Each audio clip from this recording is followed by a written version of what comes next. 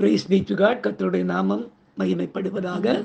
எங்களை அதிகமாய் நேசிக்கிற எங்கள் அன்பின் பரம தகப்பனே, இந்த கிருபையான கர்த்தாவே, காலை வேளைக்காய் மக்கள் நாங்கள் நன்றி செலுத்துகிறோம்.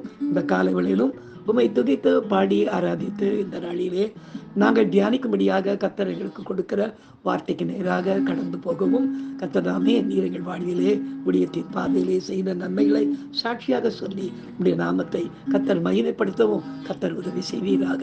இயேசுவின் நாமத்தில் ஜெபிக்கிறோம் எங்கள் ஜீவனுள்ள நல்ல பிதாவே. ஆமேன், ஆமேன், ஆமேன். ஜெபத்தை கேட்கும் எங்கள் தேவா, ஜெபத்தின் வாஞ்சை தந்தருளும்,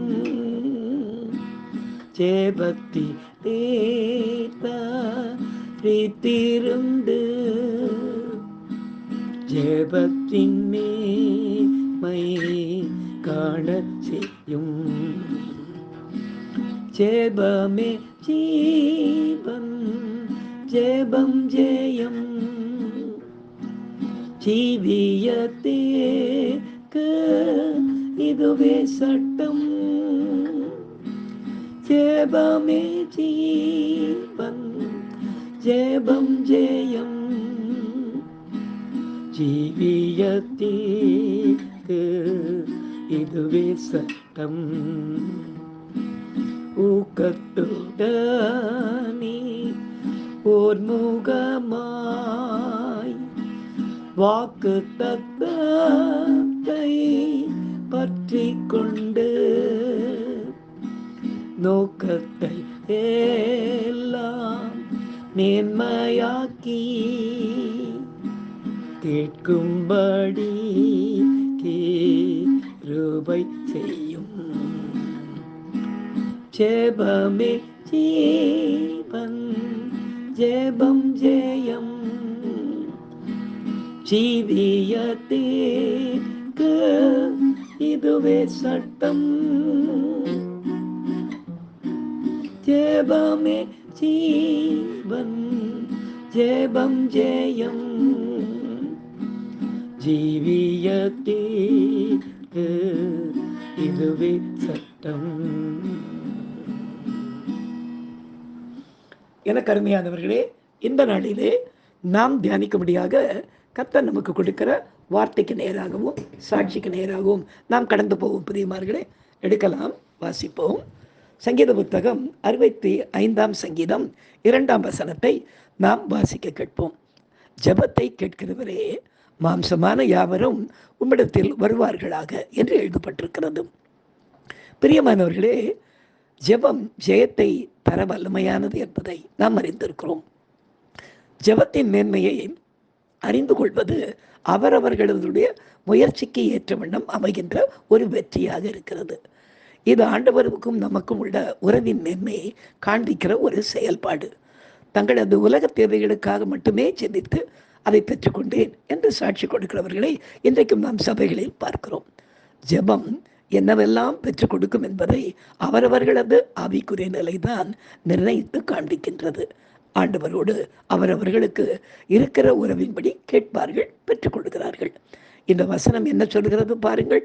ஜெபத்தை கேட்கிறவரே, உம்மால் நான் கேட்கிற மாம்சமான ஜனங்களை கூட நான் ஜெபிக்கிற என்னுடைய ஜெபத்திற்கு எனக்கு பதிலாக தரவும், அவர்களை எங்கள் ஜெபத்திற்கு ஈடாக உம்மிடத்திலே எடுத்துக்கொள்ளவும் கூட உம்மால் முடியும் என்று ஜெபத்தினுடைய உச்சக்கட்ட மேன்மையை நமக்கு இந்த வசனம் உணர்த்துகிறது. ஆம், வேதம் என்ன சொல்கிறது பாருங்கள். என்னை கேளும், ஜாதிகளை உமக்கு சொந்தமாக தருவேன் என்று வேதத்திலே கர்த்தர் நமக்கு வாக்கு கொடுத்திருக்கிறார். எனவே இந்த வசனத்தை மெய்ப்பிக்கும்படியாக ஊழியத்தின் பாதையிலே நடந்த காரியத்தை இந்த நாளிலே நாம் சாட்சியாக கேட்போமா? கர்த்தர் தாமே இந்த சாட்சியின் மூலமாக மகிமைப்படுவாராக. எனக்கு அருமையானவரே, ஆண்டுடைய பெரிதான கிருபையினாலே கடந்த 30 ஆண்டு ஊழியத்தினுடைய பாதையிலே விதவிதமான ஜாதிகளை ஆண்டவரே இந்த கூட்டத்திற்காக நீ ஜெபி என்று சொல்லி குஷ்டரோகிகள், நரிக்குரம்பர்கள், அரவாணிகள், பார்வையற்றோர், மேலும் மலைவாழ் மக்கள், ஆதிவாசிகள், இப்படி அரவாணிகள் நிறைய பேரை கத்தர் கொடுத்து கொண்டே வந்து கொண்டிருந்தார். ஆனால் இப்படி வரும்பொழுது பார்வையற்றோர் மத்தியிலே நடந்த ஊழியர்களை மட்டும் பார்க்கும் பொழுது இது இவர்கள் எங்கிருந்தோ வந்த ஒரு கூட்டமாக எங்கள் சபைக்கு வந்து கொண்டிருந்தார்கள்.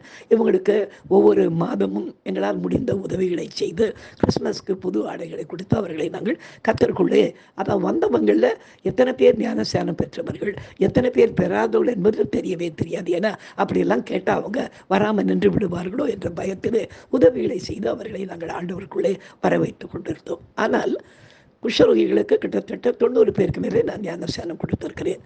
இப்படியாக ஒவ்வொரு கூட்டத்துக்கும் பெரிய பெரிய கூட்டமாய் ஞானஸ்நானம் கொடுக்க கர்த்தர் எனக்கு கருவை செய்தார். ஆனால் இந்த பார்வையற்றோர் மத்தியிலே வருகிற கூட்டத்துக்கு வருகிறவர்கள் எங்கெங்கேயோ ஞானஸ்நானம் பெற்றவர்களாய் வந்து கொண்டிருந்தார்களே தவிர உண்மையாகவே இவர்கள் ஞானஸ்நானம் பெற்றவர்கள் தானா இல்லையா என்பது எனக்கு தெரியாமலே இங்கே அநேக ஆண்டுகளாக கூட்டம் நடந்து கொண்டிருந்தது.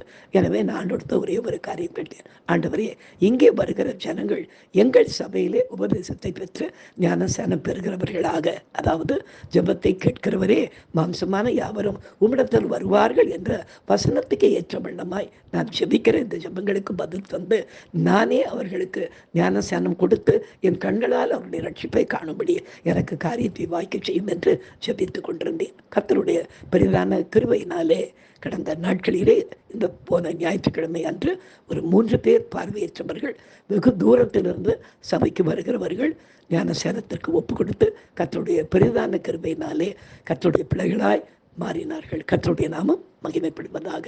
நாம் யாரை கேட்கிறோமோ, எதை கேட்கிறோமோ அதை பெற்றுக்கொள்கிறோம். இது சாதாரண காரியம். ஆனால் எந்த ஜாதிகளை கேட்கிறோமோ அந்த ஜாதிகளையும் அப்படிப்பட்ட ஜனங்களையும் அந்த ஜெபத்துக்காக ஈடாக கொடுக்க கர்த்தர் போதுமானவராக இருக்கிறார். நாம் ஜெபிக்கலாம் பிரியமானவர்களே. உற்சாகமாய் ஜெபித்து ஜாதிகளை சுதந்திரிப்போம்.